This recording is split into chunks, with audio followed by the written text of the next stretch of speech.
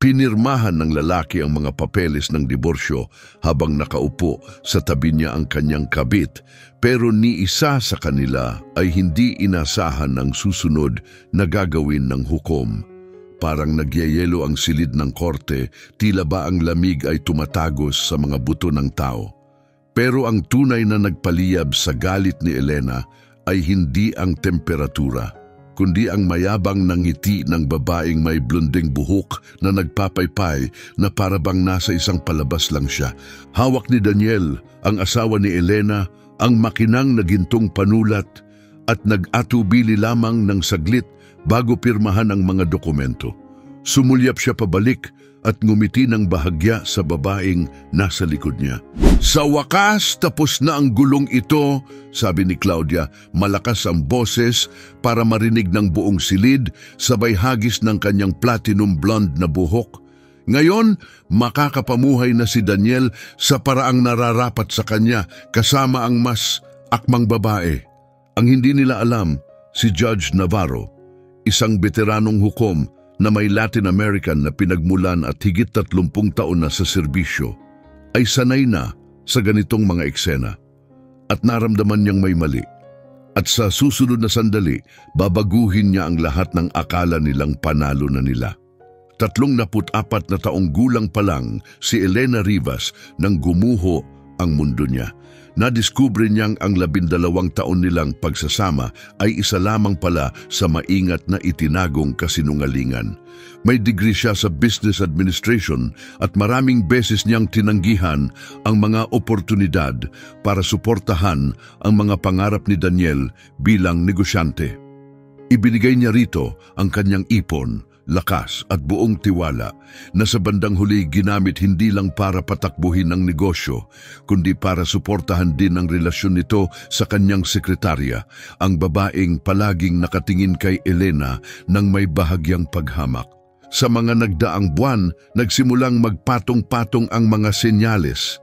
Laging ginagabi si Daniel sa pag-uwi, may dalang mga palusot na lalong nagiging katawa-tawa. Palaging may kakaibang matamis na amoy ang kanyang mga polo, at tuwing sinusubukan ni Elena na pag-usapan ng kanilang kinabukasan, tila naiinis si Daniel na parabang wala siyang ganang makinig. Pero ang pinakamasakit ay nang mangyari ang lahat sa isang party ng kumpanya. Sa harap ng maraming tao, walang pakundangang sinabi ni Claudia, "Grabe Daniel, sobrang simple naman ng itsura ng asawa mo. Ganyan siguro talaga kung paano siya pinalaki, no? Hindi lang ang pagtataksil ang masakit, kundi ang tahasang pagpapahiya." Nagsimulang mag-post si Claudia ng mga litrato niya sa mga paboritong restaurant ni Elena. Suot ang mga alahas na alam ni Elena ay mga regalong sinabi ni Daniel na hindi nila kayang bilhin. Pakiramdam ni Elena, sinadya iyon ni Claudia para burahin ang kanyang presensya, para ipakita na hindi siya karapat-dapat sa isang lalaking matagumpay at mayaman. Ilang buwan ding tiniis ni Elena ang lahat. Kailangan niyang ngumiti kahit masakit.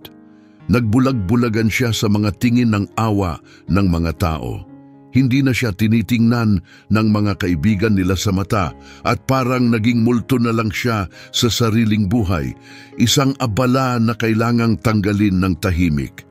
Habang abala sina Daniel at Claudia sa pagplano kung paano makikinabang sa hatian ng ari-arian, si Elena ay tahimik lang, tila sumusuko. Pero sa likod ng kanyang tingin, may mas malalim na lakas. Isang lakas na magbabago sa itinakdang hearing na yon. Ang abogado ni Daniel, nakasuot ng mamahaling suit, ay tumingin kay Elena na parabang isa lang siyang papel na kailangang lagdaan. Ini-slide niya ang mga dokumento sa harap ni Elena. "Ikaw na ang pipirma. Ayusin na natin ito ng tahimik." Kinuha ni Elena ang panulat at huminto. Ramdam niya ang mga matang nakatingin sa kanya. Ilang segundo siyang nanahimik para isipin nilang panalo na sila. Tahimik ang silid, tanging ang maingay na pagtap ni Daniel ng kanyang ballpen sa mesa ang maririnig, halatang mainipin. Kung naranasan mo ng masaktan, alam mong ang tunay na paghihiganti ay hindi kailanman sigawan, kundi katalinuhan. Mag-subscribe ka ngayon dahil ang ginawa ni Elena pagkatapos ay nagpapatunay na kapag sinaktan mo ang isang babaeng natutong laruin ang laro mo ng mas magaling kaysa sayo, masisira ang buong mundo mo.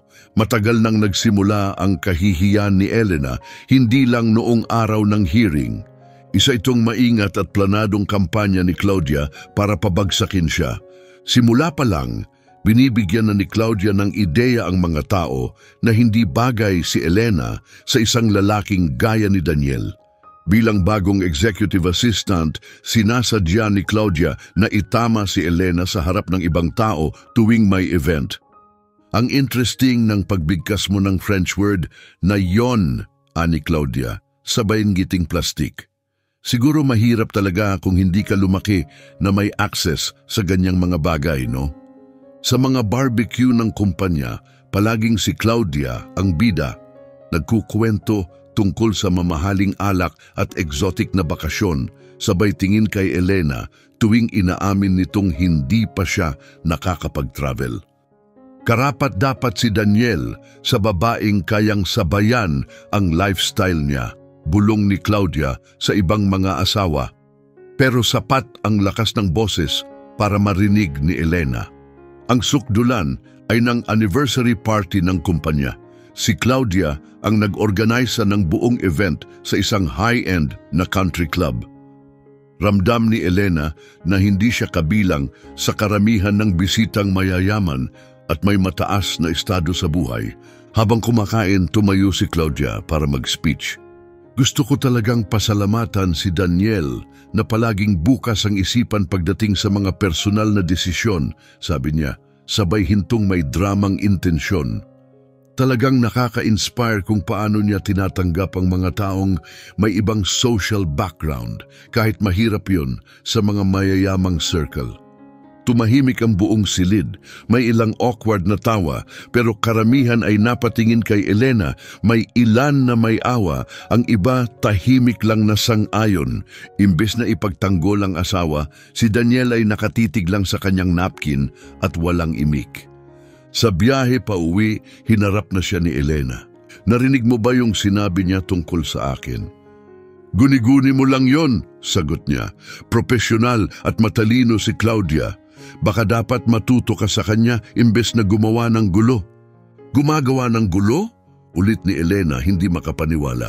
Daniel, halos sinabi niya na nagsisi ka na ako ang pinakasalan mo. Hindi yon ang sinabi niya at alam mo yon. Binabaluktot mo lang kasi naiinggit ka sa pinag-aralan niya at kung paano siya dalhin ang sarili niya sa harap ng tao. Parang suntok sa dibdib ang mga salitang yon kay Elena. Sa isang iglap, may nabago sa loob ni Elena. Naunawaan niyang ang pagtataksil ay hindi nagsimula sa pakikipagrelasyon ni Daniel kay Claudia. Matagal na itong nagsimula. Emosyonal, psikolohikal. Matagal nang pumili si Daniel ng panig at malinaw na hindi sa kanya. Ang mga sumunod na buwan ay tila mabagal at mapait na leksyon sa tahimik na kahihiyan. Nagsimulang lumabas si Claudia sa mga larawan sa social media ni Daniel. Palaging nasa tabi niya sa mahahalagang okasyon sa negosyo. Mga event na ni minsan ay hindi siya inanyayahan. Puro trabaho lang yan, ang laging sabi ni Daniel. Hindi yan para sa mga asawa. Pero nang makita ni Elena ang mga Instagram story ni Claudia mula sa parehong event, romantikong hapunan na may kandila, mamahaling champagne at kainan sa magagarang restaurant, kitang-kita ang katotohanan. Hindi ito tinatago, ipinapakita pa nga, pero inaasahang walang makakapansin. Hinarap muli ni Elena si Daniel, ngayon may ebidensyang larawan. Trabaho lang to, Elena, malamig niyang sagot. Kung wala kang tiwala sa akin, baka ikaw ang may problema. Mas malamig pa ang tinig niya kaysa dati. Si Claudia, dagdag niya, naiintindihan ng mundo ko. Marunong siyang magsalita ng 3 wika, may top degree siya at may koneksyon sa mga tamang tao.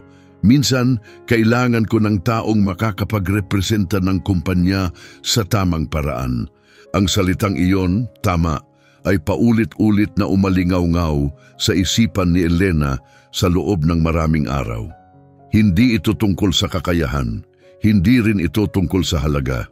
Ito ay tungkol sa imahe, sa hindi na siya ang mukhang babagay sa larawan ng tagumpay na kinahumalingan ni Daniel.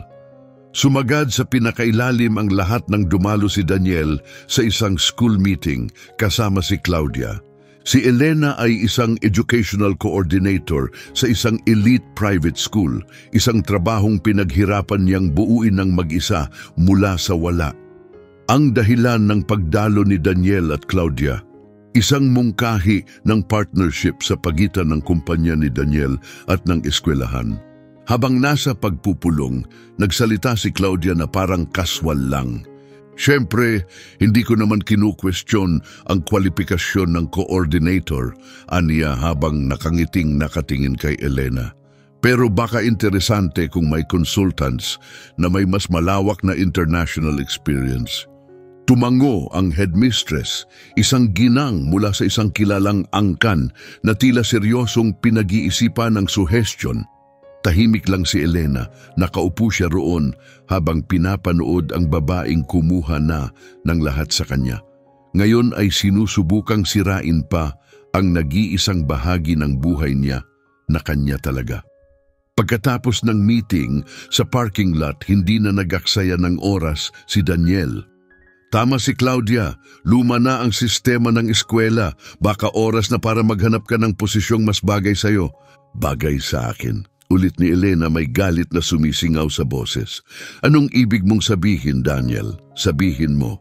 Alam mo na ang ibig kong sabihin, sagot niya, iwas ang tingin, yung lugar na mas komportable para sa'yo. Doon niya tuluyang naunawaan, hindi lang niya nawala ang asawa niya, nawala rin ang ilusyon na sapat ang pag-ibig para mapaglabanan ang mas malalim at mas tagong anyo ng pagkiling. Hindi lang ito tungkol sa bagong babae, nahihiya na si Daniel sa babaeng pinakasalan niya. Pero may isang malaking pagkakamali si Claudia. Inakala niyang mahina si Elena, natapos na siya. Ang hindi niya alam, ang katahimikan ni Elena ay hindi kahinaan, kundi diskarte. Bawat insulto, bawat pagpapahiya, bawat panlalait, lahat iyon ay iniipon ni Elena. Hindi lang siya basta school administrator, isa siyang babaeng lumaki na sanay sa mapanahimik na diskriminasyon ng lipunan. Natuto siyang lumaban gamit ang estratehiya, hindi sigawan. At habang abala sina Daniel at Claudia sa pagtatayo ng buhay mula sa pagkawasak ng sa kanya, si Elena ay tahimik nang bumubuo ng plano, isang planong gagamitin mismo ang kayabangan nila laban sa kanila. Akala nila kabisado na nila ang laro, pero buong buhay ni Elena pinag-aralan niya kung paano ito talunin. Sa bawat pagtatangkang pabagsakin siya, lalo lang siyang tumatapang, tumatalim, nakalampas na siya sa mas malalaking bagyo, at ang hindi nila naunawaan na siguro'y kailanman ay hindi nila maiintindihan, ay ang katotohanang ang tunay na lakas ay hindi galing sa galit. Galing ito sa kaalaman kung kailan at paano umatake. Dumating ang isang tuklas, tahimik pero sumabog sa loob niya. Sa isang regular na pagbisita sa bangko, naisip ni Elena na i-check ng personal ang joint account nila. May nararamdaman siyang kakaiba sa mga transaksyon nitong huli. At dahil nasa business trip na naman si Daniel kasama si Claudia, inisip niyang perpektong pagkakataon na ito para mag-imbestiga. Agad na tila naalangan si Mr. Mendoza, ang bank manager na matagal nang nakakakilala sa kanila, nang tanungin ni Elena ang tungkol sa mga pinakahuling transfer. Mrs. Rivas, baka mas mainam kung nandito rin ang asawa niyo habang pinag-uusapan natin to, mahinahon niyang sabi, iwas ang tingin. Bakit? Tanong ni Elena, kalmado pero matatag. Account ko rin ito. May karapatan akong malaman kung saan napupunta ang pera namin. Matapos ang ilang segundong katahimikan, yumuko si Mendoza at nagsalita sa mababang tinig. At ang sinabi niya tila bumaliktad ang sikmura ni Elena. Sa loob ng 6 na buwan, mahigit 200,000 dolyar ang inilipat ni Daniel sa account na nakapangalan kay Claudia Morales, na sinadya pa raw baguhin ang apelyido para tunog mas kagalang-galang. Pero hindi lang iyon. Kumuha rin si Daniel ng personal na linya ng credit gamit ang bahay nila bilang collateral nang hindi sinasabi kay Elena. May isa pa akong bagay na ikinababahala, mahinang sabi ni Mendoza. Pumunta rito ang asawa mo nung nakaraang linggo, dala ang mga papeles ng diborsyo. Nagtanong siya kung paano maililipat ang lahat ng ari-arian sa pangalan niya. Sabi niya pumayag ka na raw pumirma. Napaupo si Elena sa katahimikan, tulalang hindi makapaniwala. Hindi lang nila siya balak iwanan, plano nilang burahin siya ng tuluyan. Ramdam ni Elena na para bang biglang nawala ang lupa sa ilalim ng kanyang mga paa. Hindi lang basta umaalis si Daniel sa kanilang pagsasama, isa-isa niyang kinukuha ang lahat ng pinagsamahan nila. Mas malalim ang pagtataksil kaysa sa akala niya. Nang gabing iyon, tumawag si Daniel mula sa Boston gamit ang dati niyang palusot. Maayos ang boses ni Elena, kalmado at kontrolado. Kumusta naman ang conference, mahal? Napaka-produkto, kumpiyansang sagot niya. Marami akong natututuhan mula sa mga partner natin. Ang hindi niya alam, 2 oras bago iyon, nag-post na si Claudia ng litrato nila habang nagtotoast ng champagne sa isang candlelit restaurant sa Miami. Ay, ang galing naman, Daniel, sagot ni Elena ng buong lambing. Proud ako sa'yo. Nagkaroon ng mahabang katahimikan sa kabilang linya. Nabigla si Daniel sa tono niya. Inaasahan niyang may away. Pero ang pagiging kalmado ni Elena ang tuluyang nagpayanig sa kanya. Elena, kailangan natin mag-usap ng masinsinan pagbalik ko. Alam ko, mahina niyang tugon at handa na ako. Pero ang pagiging handa niya ay hindi emosyonal, kundi planado. Kinabukasan, ginawa niya ang isang bagay na hindi niya inakalang kakailanganin. Kumuha siya ng abogado. Pero hindi basta-bastang abogado, isang eksperto sa mga komplikadong kaso ng diborsyo at pandaraya sa pananalapi. Ang opisina ni Dr. Patricia Castaño ay nasa itaas ng isang gusali sa gitna ng lungsod at kilala siya sa matitinding kaso. Ang pangalan niya ay kinatatakutan ng mga lalaking gustong lokohin ang kanilang mga asawa sa korte. Kaya, Mrs. Rivas, sabi ni Dr. Castaño, matapos makinig ng mabuti sa kwento ni Elena, habang kumikislap ang matatalim niyang mga mata.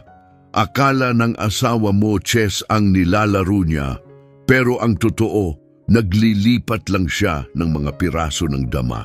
At handa ka nang matutunan ng totoong laro. Si Dr. Castaño, isang matapang na Latina na lumaki sa simpleng pamumuhay at nagtapos sa Harvard Law, ay hindi na kailangang ipaliwanag pa ni Elena ang mas malalalim na bahagi ng diskriminasyon. Alam na niya ito. Ang mga lalaking tulad ng asawa mo, dagdag niya, iniisip na ang mga babaeng tulad natin ay dapat makontento sa tira-tira. Pero nakakalimot sila, alam natin ang pakiramdam ng gutom. At dahil doon, mas delikado tayo kaysa sa inaakala nila. Simple pero matindi ang plano niya. Magpapanggap si Elena na ang mahinhing asawang sugatan habang lihim na binabantayan ng bawat galaw ni Daniel, lalo na sa pera. Mas mabuti pa, bibigyan niya ito ng dahilan para bilisan ng mga hakbang, para maging pabaya, masyadong kumpiyansa. At sa mga sumunod na linggo, ginampanan ni Elena ang papel ng perpekto. Nang bumalik si Daniel mula sa biyahe, sinalubong siya ni Elena ng masarap na hapunan at mahinahong usapan tungkol sa kanilang hinaharap. Alam ko namang matagal nang hindi okay ang lahat sa atin, Daniel. Baka oras na para pag-isipan kung ano talaga ang makakapagpasaya sa atin pareho. Lumitaw ang ginhawa sa mukha ni Daniel. Handang-handa siya para sa isang mainit na pagtatalo, pero ang inabutan niya ay tila pagsuko. Napaka-mature mo ngayon, wika niya humahanga. Alam kong iba ka talaga, ngumiti si Elena. Gusto ko lang ng katahimikan, Daniel. Maikli ang buhay para magbulag-bulagan pa. Dahil sa banayad niyang tono, naniwala si Daniel na panalo na siya, lalo siyang naging kampante. Sa kalaunan, nagsalita siya ng walang preno, ipinapakita ang tunay niyang iniisip. Alam mo, binuksan ni Claudia ang isipan ko. Sabi niya isang gabi habang planchado ni Elena ang mga polo niya. Napagtanto ko na parang nilimitahan ko ang sarili ko sa isang buhay na hindi naman talaga ako. Naiintindihan ko, sagot ni Elena habang maingat na tinutupi ang manggas. Mas malawak ang pananaw niya, mas pinongkilos. At sa totoo lang, Elena, siguro makakabuti rin sa'yo ang panibagong simula. Makahanap ka ng mas babagay sa pamumuhay mo. Ang mga salitang yon ay maaaring nakasakit noon sa dati niyang sarili, pero ang bagong Elena ay tahimik lang na tumango, ngumiti ng bahagya at idinagdag ang sinabi sa listahan ng mga ebidensya. Samantala inakala ni Claudia na ang pananahimik ni Elena ay pagkatalo.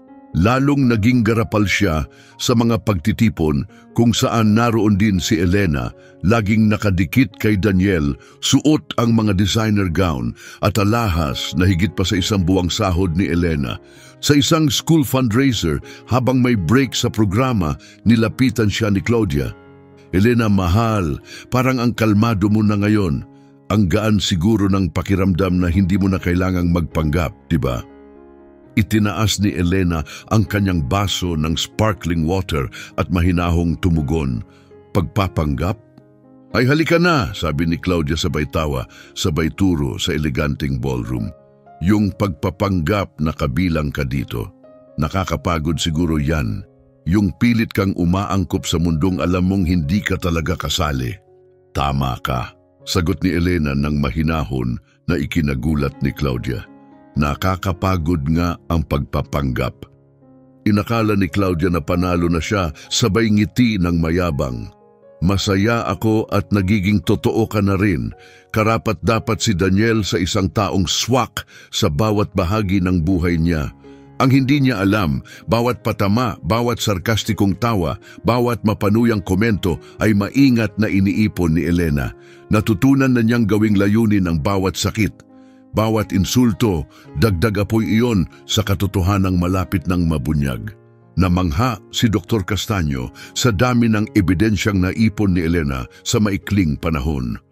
May mga recording kung saan mismong binabanggit ni Daniel ang pagtatago ng mga ari-arian, mga screenshot ng social media ni Claudia, habang ipinagyayabang ang marangyang pamumuhay na lampas sa sahod ng isang sekretarya, detalyadong bank statement na may kahina-hinalang transaksyon at maging mga litrato ng business trips na halatang mga romantikong bakasyon. May talento ka sa ganito, sabi ni Dr. Castaño habang binubuklat ang makapal na folder ng ebidensya. Karamihan ng lumalapit sa akin, puso lang ang bit-bit. Ikaw, may puso kang sugatan at ebidensyang magpapabangon sa'yo. Dumating ang sandali ng katotohanan, dala ng kayabangan ni Daniel. Sa isang dinner na inakala niyang pribado, kinunan siya ni Claudia ng video habang nagtataas ng baso. Para sa isang simpleng kinabukasan. Sa video, nagyabang si Daniel na naayos na raw ang hatian ng ari-arian at malapit na raw silang maging malaya para mabuhay ayon sa nararapat. Dahil sa sobrang tuwa sa tagumpay na akala niya'y kanya, hindi napigilan ni Claudia na i-post ang video clips online gamit pa ang hashtags na #NewChapter at #LifeIDeserve. Ang hindi niya alam, si Elena, gamit ang maingat na likhang peking account, ay tahimik na nanonood. Bawat larawan, bawat caption, bawat yabang, iniipon ng tahimik bilang ebidensya. Parang sila na mismo ang nag-aabot ng kaso sa atin, sabi ni Dr. Castaño, kalahating natatawa, kalahating hindi makapaniwala. Nakakalungkot din kung gaano sila ka-predictable. Gabi bago ang hearing, dumating si Daniel na masaya ang aura. Elena, bukas panibagong simula para sa ating dalawa, aniya, halos masaya ang tono. Makikita mo, ito ang pinakamagandang nangyari sa atin. Alam ko, Daniel, sagot ni Elena ng banayad habang inaayos ang kanyang kurbata na may haplos ng isang mapagmahal na asawa. Ang bukas ay araw na hindi natin malilimutan. Ngumiti siya, inakalang nagpapasalamat si Elena sa maayos na pagwawakas. Ang hindi niya alam, buong magdamag ay inisa-isa ni Elena ang bawat dokumento, bawat screenshot, bawat linya ng ebidensya na wawasak sa ilusyon na kanilang itinayo. Habang mahimbing ang tulog ni Daniel sa tabi niya, nananaginip ng bagong buhay na puno ng yaman at kalayaan, si Elena ay gising, matulis ang isipan, matatag ang damdamin, hindi siya kinakabahan. Handa siya. Sa unang pagkakataon, matapos ang maraming buwan, ngumiti siya. Hindi iyon ngiti ng pagsuko, kundi ng isang taong sa wakas ay may hawak na ng alas. Tumayo siya mula sa kama, lumapit sa bintana at tumingin sa natutulog na lungsod. Walang nakakaalam na sa loob lamang ng ilang oras, isang babaeng inalipusta at minamaliit ay ipapakita kung ano ang tunay na kapangyarihan, hindi maingay o marahas, kundi matalino at eksakto. Akala ni Daniel at Claudia alam na nila ang laro. Ang hindi nila alam, matagal nang pinag-aaralan ni Elena ang ibang klasing laro. Isang larong pinapagana ng pasensya, maingat na plano at solidong ebidensya. At ngayon, oras na para gumawa siya ng galaw. Nang magsimula ang hearing, agad nagiba ang ekspresyon ni Judge Navarro habang binabasa ang dokumentong pinirmahan ni Daniel ng may kumpiyansa. Kumunot ang kanyang noo at ang hangin sa courtroom ay tila biglang nanikip. "Ginong Rivas," sabi ng hukom habang dahan-dahang inaalis ang salamin, "nabasa mo ba talaga ang dokumentong ito bago mo pinirmahan?" Tumawa si Daniel, may halong kalituhan. Siyempre kagalang-galang, karaniwang kasunduan lang naman ito, simple lang. Muling binuklat ng hukom ang mga pahina at lumalim ang tono ng kanyang boses. Ayon sa dokumentong ito, pumayag kang ilipat ang 80% ng inyong pinagsamang ari-arian sa iyong asawa, kasama ang panghabambuhay na alimony na $8,000 kada buwan. Namutla si Daniel. Hindi pwede yan. Hindi yan ang bersyon na ginawa ng abogado ko. Biglang tumayo si Claudia, nalaglag ang kanyang pamaypay sa sahig. "Daniel, anong nangyayari? Akala ko tapos na ang lahat." Tumayo si Dr. Castaño ng kalmado, maayos na inaayos ang blazer. "Kagalang-galang, kung maaari," panimula niya. "Ang kliyente ko ay naging biktima ng isang tuloy-tuloy na panlilinlang sa loob ng 6 na buwan." Binuksan niya ang kanyang eleganteng leather briefcase at isa-isang inilatag ang mga dokumento, parang isang siruhano sa gitna ng operasyon. Narito ang mga beripikadong bank statement na nagpapakita ng mga hindi autorisadong paglipat ng halagang $247,000 sa isang account sa pangalang Claudia Morales. Namutla si Claudia. "Kasinungalingan yan. Hindi ako Maayos siyang pinutol ni Dr. Castaño. "May mga naitalang pag-uusap din kami kung saan hayagang inamin ni Ginoong Rivas ang paglihis ng pondo ng mag-asawa at ang plano niyang iwan ang aking kliyente ng walang kahit ano. Pindin niya ang play sa isang maliit na recorder. Bumigat ang hangin sa silid nang marinig ang boses ni Daniel. Tama si Claudia sa maraming bagay. Tinulungan niya akong makita na nililimitahan ko ang sarili ko. Nabubuhay sa isang buhay na hindi naman talaga ako." Nagpatuloy ang recording. Narinig si Daniel na nagyayabang tungkol sa pagsasaayos ng problema sa hatian ng ari-arian at ang plano nilang kinabukasan ni Claudia. Biglang tumayo si Daniel. "Wala sa konteksto yan. Hindi niyo pwedeng tumunog ng matalim ang martilyo ng hukom. Kaayusan, may karagdagang ebidensya pa ba, abogada?" "Oo po, kagalang-galang," sagot ni Dr. Castaño ng buong kumpiyansa. Inabot niya ang ilang kulay na printout.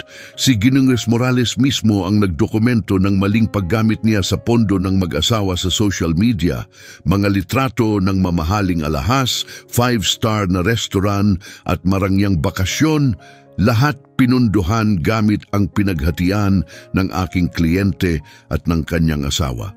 Itinuro niya ang isang larawan. Si Claudia, nakataas ang baso ng champagne sa isang mamahaling kainan, nakangiti sa kamera. Ang caption, "Finally living the life I deserve." Tumahimik ang buong silid. #new chapter, #life upgrade. Maging ang video na ipinost ni Claudia kung saan sila ni Daniel ay nagtotoast para sa kanilang kalayaang walang bagahe ay ibinahagi sa publiko at ngayon ay pinatugtog sa korte. Makikita sa footage ang dalawa sa isang romantikong restaurant. Malinaw na narinig si Daniel na nagsabing, "Bukas, pipirmahan ko na ang mga papeles at tuluyan na nating mawawala itong abalang sitwasyon." Nagsimulang manginig si Claudia, nangangatog ang boses. "Daniel, sabi mo pumayag na siya sa lahat. Sabi mo walang magiging problema." "Tumahimik ka na lang, Claudia." Sigaw ni Daniel, biglang natauhan na bawat salitang lumalabas sa bibig ni Claudia ay lalong bumabaon sa hukay na kinatatayuan nila. Yumuko si Judge Navarro at nagsalita sa tunong-puno ng pagkadismaya. "Ginoong Rivas, hindi lang ninyo tinangkang lokohin ang inyong asawa, naglakas loob pa kayong dalhin dito ang inyong kabit na parang tropeo." Nanatiling kalmado at matatag si Dr. Castaño. "Kagalang-galang, nais ko ring idagdag na si Ginoong Rivas ay kumuha ng loan gamit ang bahay ng mag-asawa bilang kolateral para punduhan ang marangyang pamumuhay ni Jingender Morales. Hindi kailanman sinabihan o kinonsulta ang aking kliyente. Itinaas niya ang ilang dokumento. Bukod pa rito, nakuha rin namin ang patunay ng paparating nilang 1-month trip sa Europe, kasama ang first class na biyahe at pagtuloy sa mga luxury hotel. Tinatayang halaga, $75,000. Lahat binayaran gamit ang pondo ng mag-asawa. Humarap si Claudia kay Daniel, galit na galit. "Sinabi mong legal ang lahat. Sabi mo, isa lang siyang simpleng babaeng pipirma sa kahit ano." "Isang simpleng babae?" Ulit ng hukom, sabay tingin sa kauna-unahang pagkakataon kay Elena. "Gung na Rivas, mayroon ba kayong nais idagdag?" Tumayo si Elena, mahinahon pero matatag. "Wala po kundi ito, kagalang-galang. Mali lang ang taong pinagkatiwalaan ko. Pero natutunan ko na ang tunay na edukasyon ay hindi galing sa pribilehiyo o posisyon, kundi sa kung paano tayo tumatayo kapag sinusubok tayo ng buhay." Sa desperasyon, sinubukan pa ni Daniel ang huling pakiusap. "Elena, pwede naman nating ayusin, to tayo na lang. Hindi na natin kailangang umabot dito." Pero tinig ng hukom ang dumurog sa hiling niya. "Hindi na, Ginoong Rivas, huli na ang lahat. Sa bigat ng ebidensyang isinampa, ang kasong ito ay hindi na mutual agreement. Ito ay isang contested divorce." Plak! Malakas na tunog ng martilyo. "Iniutos ko ang agarang pag-freeze ng lahat ng account ni G. Rivas, ang pagbawi ng lahat ng iligal na transaksyon at ang pagbubukas ng formal na investigasyon sa kasong pandaraya sa loob ng kasal." Bumagsak sa kanyang upuan si Claudia, nanginginig. "Diyos ko, anong nagawa natin? Nanatiling nakatayo si Daniel, hindi makakilos, kitang-kita ang pagkabigla sa kanyang mukha. Sa huli, ngayon lang niya lubos na naunawaan, ang babaeng minaliit niya ay hindi lang basta nakabasa sa kanyang galaw, kundi lubos siyang nalampasan." "Paano mo nalaman?" bulong niya. Tinitigan siya ni Elena, walang kahit katiting na panginginig sa mata. "Minamaliit mo ako, Daniel. Akala mo tatanggapin ko ang tira-tira dahil iniisip mong mababa ako. Pero ang mga babaeng tulad ko, maaga pa lang natututo na kaming maging mas matalino kaysa sa mga gustong durugin kami." Nagmadaling naghalongkat ng mga papel ang abogado ni Daniel, nagbabakasakaling makakita ng butas, pero huli na ang lahat. Wala nang silbi ang kahit anong dokumento, ang pinsala ay naisulat na sa mismong lagda ni Daniel. Ang pagdinig ay winawakasan, wika ng hukom. May 48 oras si G. Rivas para ibalik ang lahat ng pondo kung hindi ay susunod ang kasong kriminal. Habang umiiyak si Claudia at nananatiling tulala si Daniel, tahimik na lumabas si Elena sa courtroom kasama si Dr. Castaño. Hindi siya lumingon, hindi siya nagmayabang, hindi siya nagsalita ng kahit anong mapanuyang salita. Ngunit bago tuluyang lumabas ng korte, huminto si Elena at bahagyang lumingon. Claudia, mahinang sabi niya, may isang bagay na tama ka, karapat-dapat nga si Daniel sa isang taong nasa antas mo. Sayang lang, huli na niyang nalaman kung ano talaga ang ibig sabihin ng antas na yon. Ang tanging narinig pagkatapos ay ang mahinang pag-iyak ni Claudia at ang matatag na tunog ng takong ni Elena habang naglalakad palayo. Kinuha niya ang bagay na layuning sirain siya at ginawang tagumpay na hindi inaasahan ni Numan, isang tagumpay na puno ng dignidad at lakas. Ngunit habang ibinigay ng korte ang hustisya, may mas malalim pang nangyayari sa buhay ni Elena, isang pagbabago. Isang uri ng tagumpay na hindi kailanman maibibigay ng paghihiganti. Isang pag-angat na hindi kayang abutin ng mga sumira sa kanya. Pagkalipas ng 6 na buwan, nakaupo si Elena sa sarili niyang opisina, pumipirma ng mga kontrata para sa bagong tayong educational consulting firm. Matatagpuan sa isang modernong gusali sa gitna ng lungsod, ang kumpanya ay mayroon ng 3 malalaking kliyente at isang waiting list para sa mga programa nito tungkol sa diversity at inclusion. Miss Rivas, sabi ni Dr. Castaño sa telepono, aprobado na ang pinal na settlement. Pagmamay-ari mo na ngayon ang 70% ng kabuuang ari-arian, kabilang ang bahay.